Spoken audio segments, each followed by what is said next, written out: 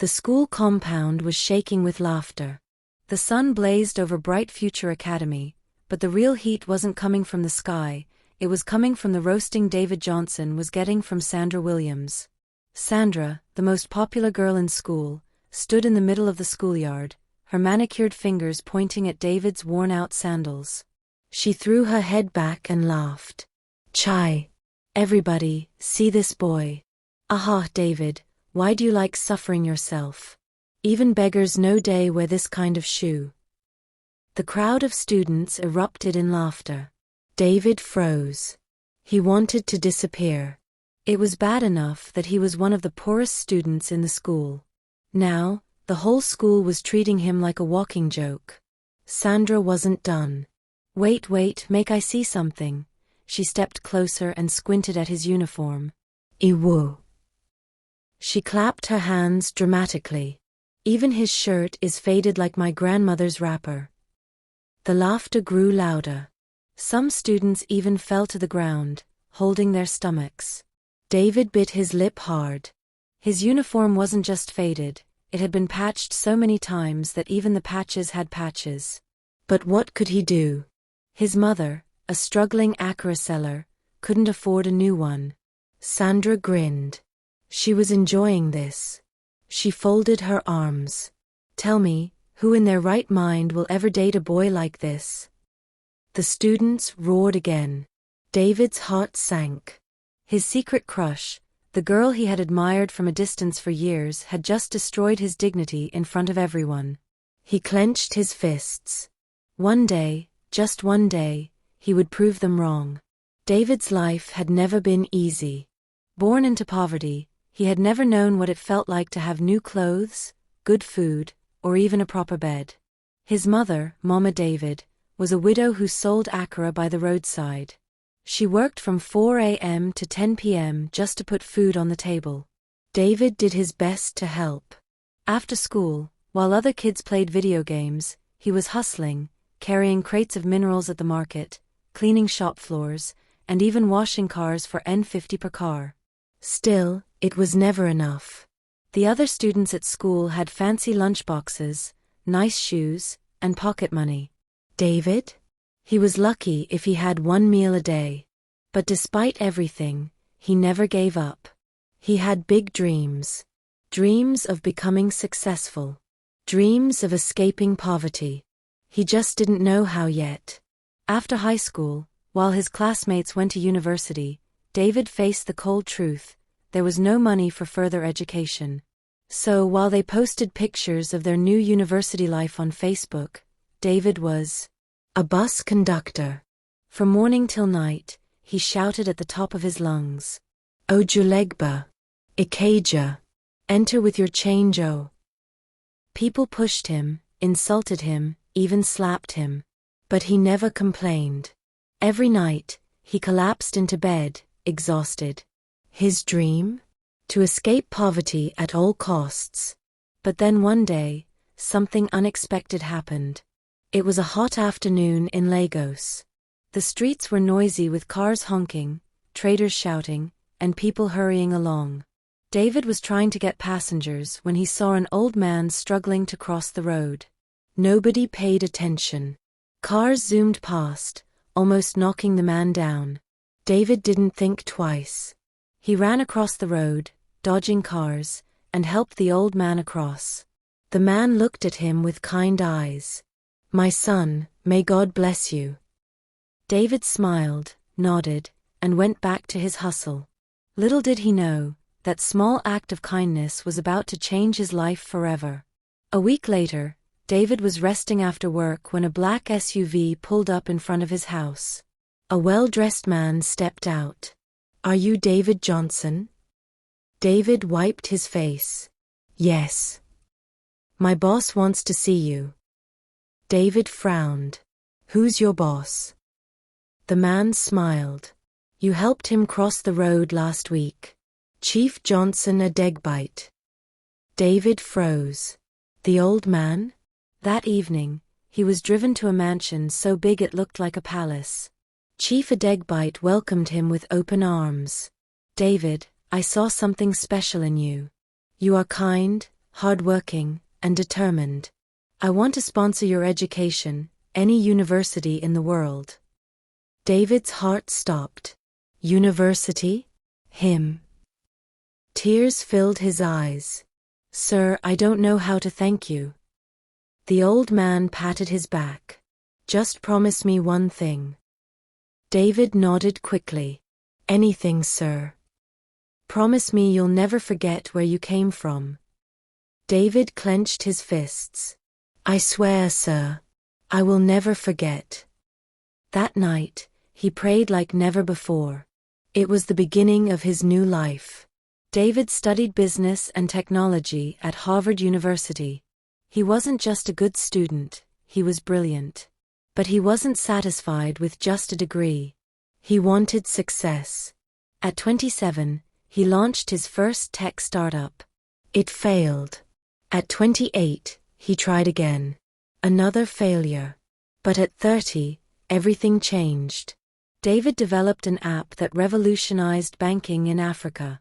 Within 3 years, his company was worth billions. The same boy who once wore torn sandals was now a billionaire.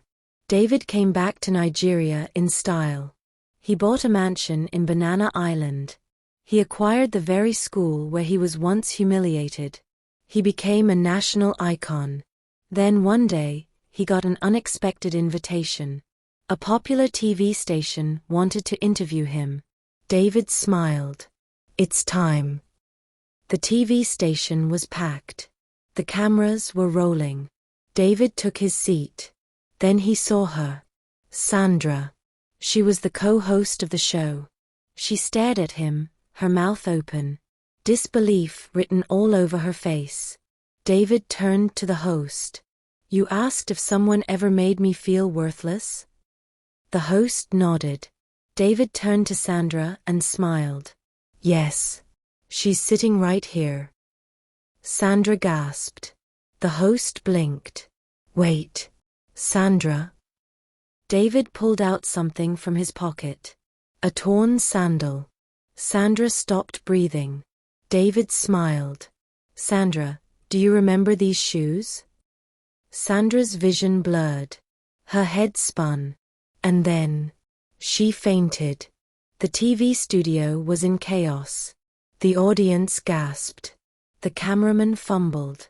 The host jumped to his feet.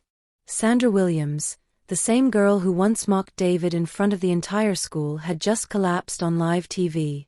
David? He simply leaned back in his chair, crossed his legs, and smiled. He wasn't surprised.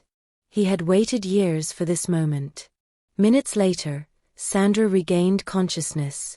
She blinked rapidly, her vision blurry, her heart pounding. The first thing she saw when she woke up was David's face staring down at her. A face she once laughed at. A face she once called poor and useless. But now, that same face belonged to a billionaire. Sandra sat up too quickly and almost fainted again. She looked around. Cameras were still rolling. Millions of people had just watched her pass out like a fool. She tried to act normal.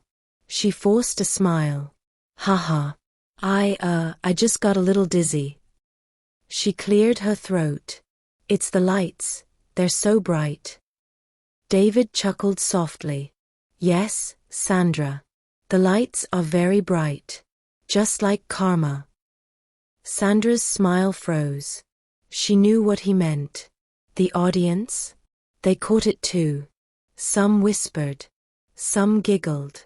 Sandra could feel their eyes on her. She was the joke now. The host, still shaken, cleared his throat. Well, David. It seems like you and Sandra have a past. David smiled calmly. Oh, we do. A very interesting past. Sandra shifted uncomfortably. David turned to the audience. You see, when I was in school, I was poor. I wore torn sandals, I had no lunch money, and I was mocked every day. The audience listened carefully. Sandra held her breath. David continued. There was one person who made sure I never forgot how poor I was. He turned to Sandra. It was her. A collective gasp filled the room. Sandra's eyes widened. The host looked between them. Wait. Sandra, is this true? Sandra swallowed hard. I mean, it was just childish jokes. We were all kids. David nodded slowly. Childish jokes. He pulled something from his pocket. A small, tattered sandal. Sandra's face turned pale. David held it up. This was the sandal I wore when Sandra mocked me in front of the entire school. The audience gasped again. David leaned in. Sandra, do you remember what you said to me that day? Sandra looked down. She remembered every single word. David repeated it. Who in their right mind will ever date a boy like this? The audience went dead silent. The host's jaw dropped. Sandra wished the ground would swallow her. Sandra needed to escape. She laughed nervously. David, that was years ago. And look at you now. You're rich. You should be thanking me. David raised an eyebrow. Thanking you? Sandra nodded quickly. Yes. If I hadn't mocked you, maybe you wouldn't have worked so hard to become successful. Maybe I was your motivation. The audience burst into laughter. David shook his head. So you're saying I should thank you for humiliating me? Sandra forced another smile. I mean, I didn't mean it like that. David leaned back. Tell me, Sandra, if I had come back as a poor man, would you still be happy to see me? Sandra's smile vanished. The audience watched closely. She opened her mouth to speak, but nothing came out. She couldn't lie, because the truth was, she would have ignored him. David smiled. I thought so. The audience clapped. Sandra wanted to disappear. The host wiped his forehead. Wow, this is intense. David laughed. Oh, we're just getting started. Sandra stiffened. David turned to her. Sandra, do you know who owns this TV station? Sandra blinked. No. David leaned forward. I do. Sandra almost choked. Why, you what? David nodded. I bought it last month. Sandra's body went cold. David wasn't just successful. He was her boss. Sandra stammered. But. David cut her off. And guess what? Sandra stayed silent. David smirked. You're fired. The audience erupted. Sandra froze. She thought she didn't hear him right. Wait, what? David stood up. I said, you're fired. Sandra jumped to her feet. You can't do this. This is unfair. David smiled. Oh? Unfair? Just like how it was unfair when you mocked me for being poor. Sandra was speechless. The host shook his head. Wow, this is like a Nollywood movie. David smiled. No, my brother. This is real life. Sandra grabbed his arm. David, please. I was young and foolish. Give me another chance. David looked into her eyes. For a moment, he saw the desperation. The same desperation he once had. But then he remembered. How she had laughed at his pain. How she had embarrassed him. How she had made him feel worthless. David removed her hands from his arm. I'm sorry, Sandra. But life doesn't work like that. Sandra's eyes filled with tears. She collapsed back into her chair. David turned to the audience. Be careful how you treat people. The person you laugh at today might be the one laughing tomorrow. The audience stood up and clapped. Sandra covered her face in shame. The interview went viral. Social media was on fire. Memes flooded the internet. David Johnson trended for days. People praised David. But Sandra?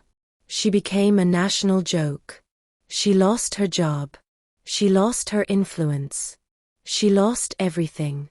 One day, weeks later, Sandra stood outside a restaurant, hungry and desperate. She saw a black SUV pull up. The door opened. David stepped out. Sandra felt her heart break. He looked at her, his eyes unreadable. Then, he did something unexpected. He handed her an envelope. Sandra hesitated. What is this? David smiled. It's a job offer. Not in TV though. In charity work. I want you to learn how to treat people better. Sandra burst into tears. I don't deserve this. David sighed. I know. But I believe in second chances. Sandra fell to her knees, sobbing.